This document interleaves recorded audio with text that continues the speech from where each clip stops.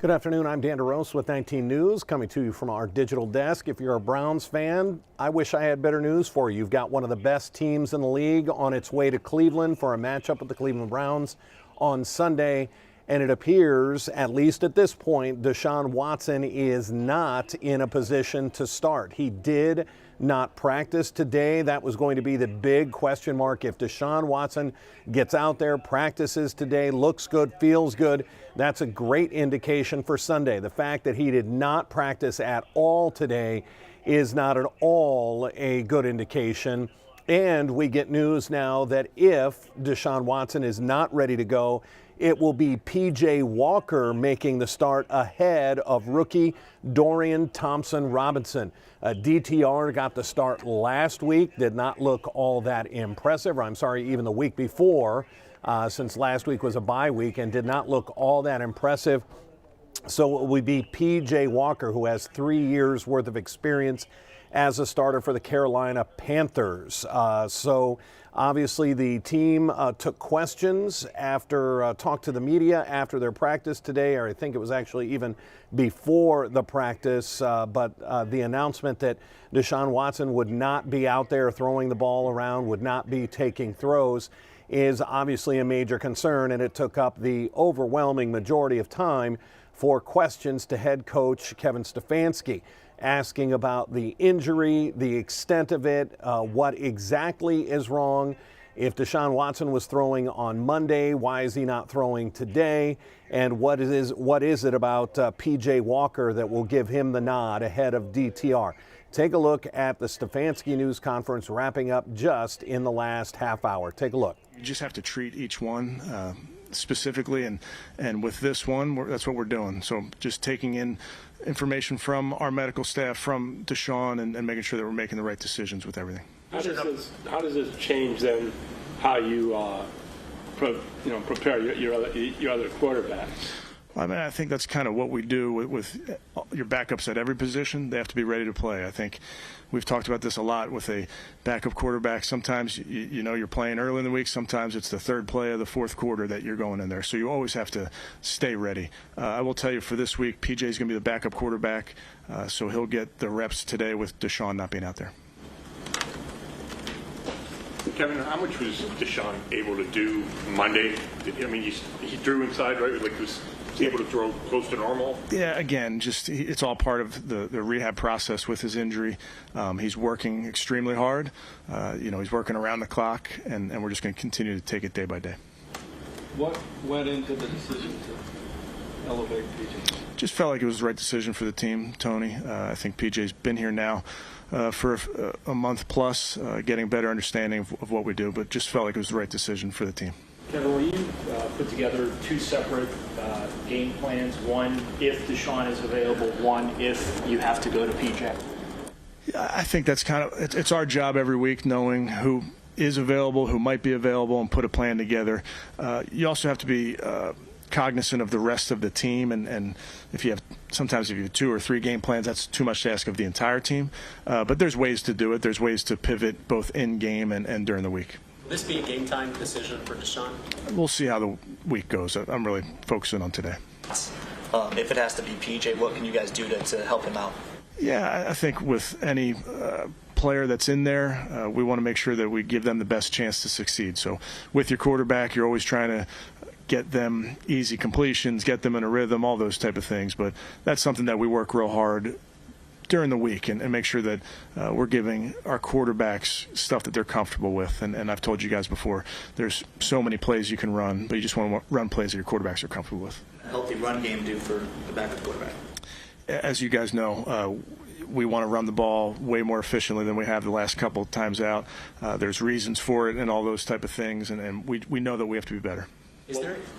What was DTR's response to when you told him that PJ was going to be backup? Yeah, Dorian's a young player, very excited about his future. He's a young player, but he's a great teammate.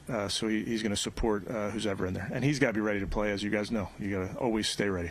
Is there any concern that the shoulder injury could linger for Deshaun throughout the season, and then Could it get worse if he takes a certain hit on it in the game? Is that factoring into the decisions for him not to practice and potentially play? Honestly, more so just day to day, how he's feeling today, how the injury is coming along, how they're rehabbing it.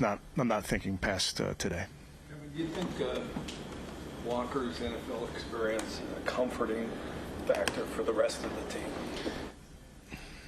Yeah, I think with a veteran, he's played in some games, he's won some games. Obviously, PJ's not 40, but he's played in some games. He's been around a little bit. He's played in different systems, so he's getting comfortable with what we do here. He's got a great demeanor, great way about him. He fits in well with the team. But really, just if PJ does end up playing, you're just looking for him to be the best version of himself. What is it about PJ's game that you think is the best fit with this team? Yeah, a talented player. I think a lot of coaches remember when PJ was coming out at Temple, cherry and white, Jeff. A very athletic player, strong arm, can throw it to all areas of the field, very intelligent. So he's fit in well with us. Could he be added to the 53, or would he just be a standard game? We'll see. Yeah, working through all those things. You said before that or after the Ravens game, it's not a pain tolerance thing with Deshaun. So I guess what's keeping him from being able to play? Yeah, I would say any injury, don't care if it's ankle, knee, shoulder, you have to be able to do your job, and you have to be able to function and be able to do all the things that are asked of you to play your position. So that's really what it is, making sure that he continues to rehab and get to a place where he's able to do his job at a high level. He can't throw it like he wants to throw it? Yeah, I mean, meaning, with a quarterback, when you're dealing with this type of injury, you want to make sure that they're able to drive the football, make all the throws, those type of things. Didn't practice Monday, but you said that he threw inside. Will that be the case again today? Will he be throwing? He'll be rehabbing today. There may be some throwing part of that, but it's rehab. This would be a big challenge for you coaches with a healthy Deshaun. 49ers, everything you said. How much more of a challenge is it to break in another quarterback? Yeah, I think you have to embrace opportunities. You have to embrace these challenges. Our players love the idea of playing a great team. We love going up against good coaches. I know a ton of their coaches. I know how good they are. So it's exciting. I mean, you get to watch them on tape. You see what makes them good. It's good scheme with good players. So all of our players, all of our coaches embrace that challenge. And it is going to be a challenge regardless of who is the quarterback. It certainly does not appear at this point. Either the Browns are playing the best game of poker that you've ever seen in your life, or there is truly something wrong with Deshaun Watson. Let's be honest, he has not been the most accurate quarterback even in his first few starts this year. A lot of errant passes.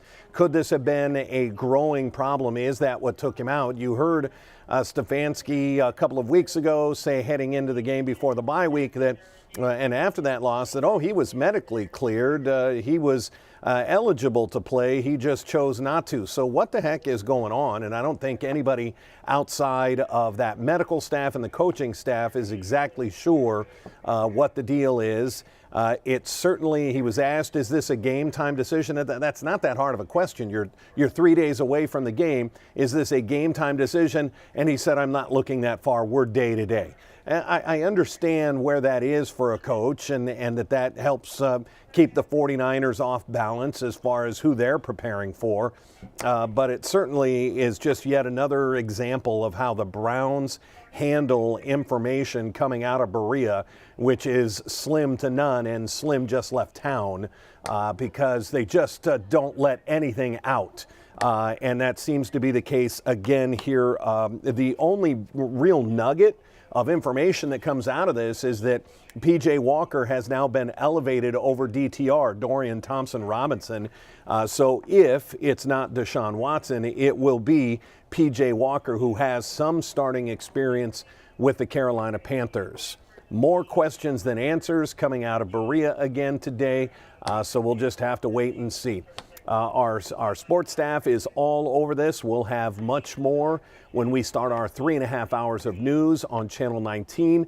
That's coming up at 3 o'clock on Channel 19. Until then, I'm Dan DeRose with 19 News. Go Browns. 19 News is everywhere. Download our CTV apps and follow us on social media. at Cleveland 19 News.